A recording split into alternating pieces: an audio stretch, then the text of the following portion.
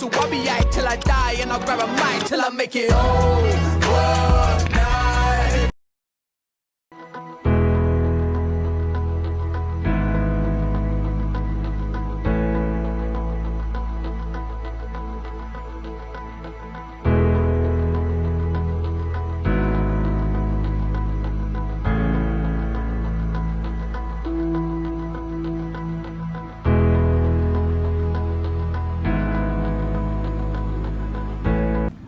Kamu lagi baca buku apa sih? Lagi baca kompensasi. Menurut kalian mengenai kompensasi, apa sih pandangan kalian mengenai kompensasi di dunia kerja?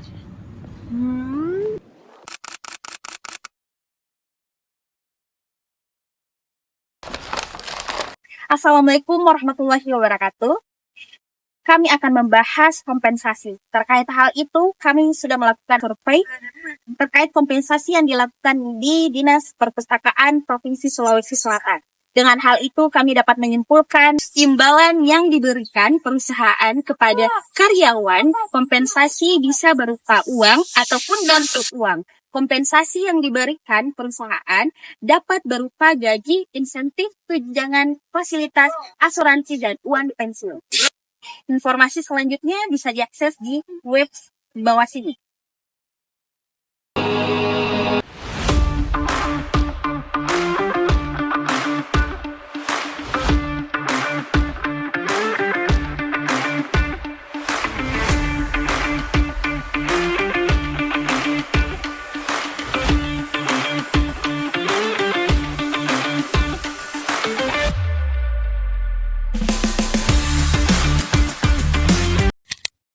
Menurut Kasmir tahun 2016, kompensasi adalah balas jasa yang diberikan kepada pegawai baik yang bersifat keuangan maupun keuangan. Investasi juga merupakan sesuatu yang diterima karyawan sebagai pengganti kontribusi yang disampaikan pada perusahaan atau biaya utama atas keahlian pekerjaan dan kesejahteraan dalam perusahaan.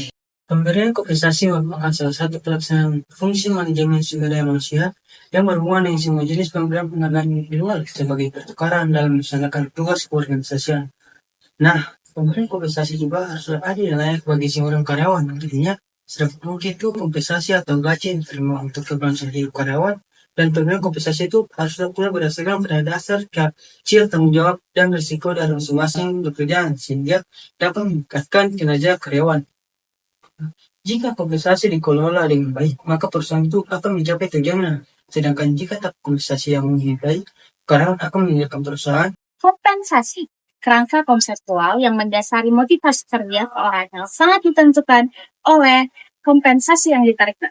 Kompensasi yang dirasakan adil atau tidak adil akan menimbulkan kepuasan atau ketidakpuasan akan mempengaruhi kinerja. Dikutip pada jurnal Maslin pada tahun 2008. Nah, ada bagian struktur kompensasi. Ada ini, dan ini. Dikutip pada buku Vera Firdaus tentang manajemen kompensasi, yakni proses penyediaan tenaga kerja dalam perusahaan atau organisasi adalah hal yang sangat penting karena upaya yang menghimpun tenaga yang berkualitas dan dapat bekerja secara efektif dan efisien.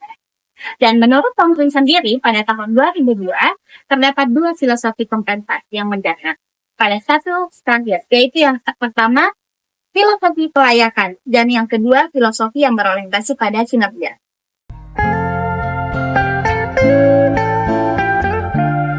Nah, selanjutnya kita akan membahas apa saja sih faktor-faktor yang mempengaruhi kompensasi.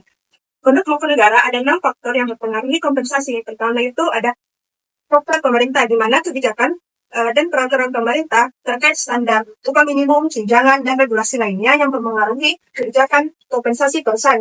Nah, yang kedua itu ada proses penawaran antara perusahaan dengan karyawan, di mana proses terjadinya negosiasi dan tawar-menawar antara manajemen perusahaan dan perwakilan karyawan. Yang ketiga, ada standar dan gaya hidup karyawan, di mana perusahaan juga perlu mempertimbangkan kebutuhan minimum hidup karyawan dan juga keluarganya. Yang keempat itu ada ukuran perbandingan upah. Artinya, perusahaan akan membandingkan besaran kompensasi yang diberikan dengan kompensasi yang berlaku di pasar untuk posisi atau pekerja yang serupa. Yang kelima, itu permintaan dan ketersediaan. Artinya, tingkat permintaan dan ketersediaan tenaga kerja di pasar akan mempengaruhi besaran kompensasi. Yang terakhir, yang keenam, Kemampuan membayar artinya perusahaan harus mempertimbangkan kemampuan finansialnya dalam memberikan kompensasi kepada karyawan. Jadi, dalam penyesuaian kebijakan kompensasi, ada banyak tantangan-tantangan yang dihadapi. Beberapa di antaranya yaitu, pertama, tujuan strategi, yang melihat dari tinggi rendahnya keahlian karyawan. Kedua, ada tingkat upah berlaku. Ketiga, kekuatan serikat pekerja yang mana memiliki daya tawar yang lebih tinggi dalam penentuan upah karyawan. Keempat, kendala dari pemerintah, misalnya undang-undang, peraturan pemerintah, dan UMR. Kelima, pemerataan pembayaran yang sangat didasarkan pada persamaan hak dan pekerjaan. Keenam, penyesuaian dan strategi kompensasi. Yang ketujuh, tantangan kompensasi internasional. Dan yang terakhir, yaitu produktivitas dan biaya.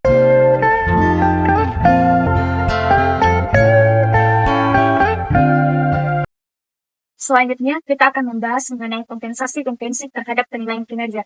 Nah, perlu diketahui bahwa kompensasi intensif merupakan bagian dari program penggajian dan pengupahan yang diberikan oleh perusahaan kepada tenaga kerja sebagai bentuk motivasi agar karyawan menghasilkan kinerja terbaik mereka supaya cita-cita dan tujuan perusahaan dapat tercapai. Mengenai tujuan intensif, menurut Sutrisno, secara umum ada beberapa tujuan intensif, yaitu menyangkut keadilan terjamin, karyawan dapat dipertahankan. Nah, selanjutnya mengenai tujuan intensif bagi perusahaan. Jadi, salah satu tujuan intensif bagi perusahaan adalah agar tenaga kerja yang terampil dan cakap dapat dipertahankan dan agar mempunyai loyalitas yang tinggi terhadap perusahaan. Nah, selanjutnya tujuan intensif bagi pegawai. Nah, salah satu tujuan intensif bagi pegawai adalah agar pegawai maupun tenaga kerja terdorong untuk selalu berprestasi dan mempertahankan prestasi kerja mereka. Yang mengenai indikator intensif. Menurut Sarwoto, ada 3 indikator intensif dalam perusahaan. Pertama, indikator material, di mana indikator material ini berupa uang maupun komisi. Selanjutnya, mengenai indikator jaminan sosial. Jadi, jaminan sosial ini dapat berupa pemberian dana dinas maupun pemberian pengobatan gratis. Dan yang terakhir, mengenai indikator non-material. Jadi, indikator ini dapat berupa pemberian cuti ataupun penghargaan formal yang entah itu berbentuk tulisan maupun tulisan yang diberikan oleh perusahaan kepada tenaga kerja. Kompensasi dapat meningkatkan dan menurunkan prestasi kinerja, kepuasan kerja, dan motivasi kerja karyawan. Menyediakan pemberian kompensasi kepada karyawan haruslah wajar dan adil, karena dapat meningkatkan kemampuan karyawan untuk meningkatkan produktivitas kerja. Dengan itu, karyawan juga dapat merasakan kepuasan dalam melaksanakan pekerjaan mereka.